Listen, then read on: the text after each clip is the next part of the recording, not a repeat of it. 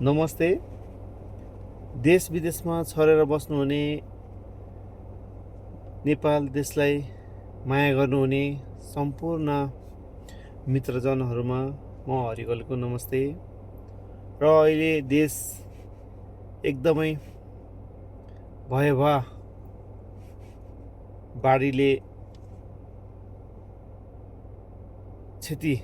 विच्छेद गरेको हुनाले हाम्रो जति पनि मित्रजनहरूलाई नेपाल सरकार प्राइम मिनिस्टरको खातामा सहयोग गरिदिनु हुन विनम्र अनुरोध गर्न चाहन्छु। र हाम्रो जति पनि घाइते हुनुभएका साथीहरूलाई शीघ्र लाभको कामना पनि गर्न चाहन्छु। र बेपत्ता भएका बेपत्ताजनहरूमा पनि सकुशल नै होस् भन्न कामना पनि गर्न चाहन्छु। र जति पनि मृत्यु भएका मृतकहरूप्रति पनि म हार्दिक श्रद्धाञ्जली ज्ञापन गर्न चाहन्छु। देश अहिले धेरै रोइरहेको छ। यो होइन कि हामीलाई सहयोग आएको छैन, उदार टोली आएको छैन भनेर नपर्खिदिनु हुन विनम्र अनुरोध पनि गर्न चाहन्छु। हामी कुनै पनि राजनीति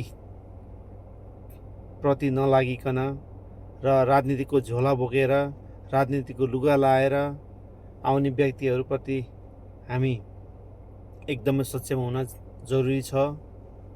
यो अवस्थामा सबैजना मिलेर, राजनीतिक होइन कि सबै मिलेर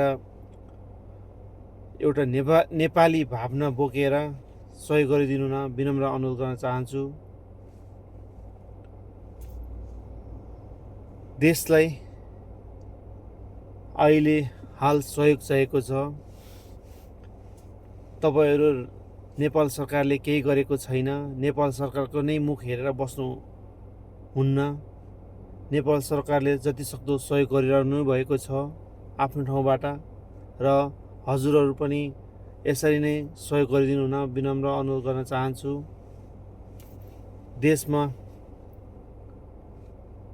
देश रोएको बेला हामी सबैको आँखाबाट आँसु झर्छ। र राजनीतिक पार्टीहरू यस्ता छन् कि नेपालमा एकले अर्कालाई दोष लाएर सहयोग आएको ठाउँमा पनि आएको छैन भनेर आफ्नो पार्टीको कार्यकर्तालाई बोल्न लगाएर न्युजमा भाइरल हुनलाई धेरै विखण्ड मचाइरहेको छ। यसमा सक्षम हुन हाम्रो नेपाली जनताहरूलाई र जति पनि पीडकहरूलाई विनम्र आग्रह गर्न चाहन्छु। उहाँहरू धेरै राजनीतिक पार्टीहरू तपाईँहरूलाई भ्रम पार्न आइरहेको हुन्छ।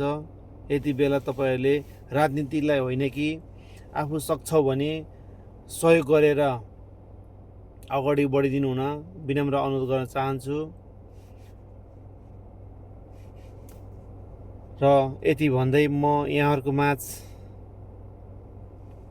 2 शब्द टुक्राउन चाहन्छु। जय नेपाल, धन्यवाद।